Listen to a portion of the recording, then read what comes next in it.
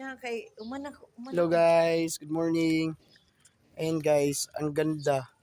Paggising ko, ganito na siya. It's a foggy morning. Ayan oh. So, paalis ako ngayon. Parang ang hirap makita ng kalsada kasi yung ang kapal ng fogs. Ayan guys oh.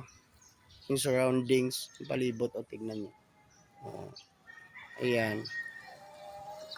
Kasi malapit kami sa Tagaytay.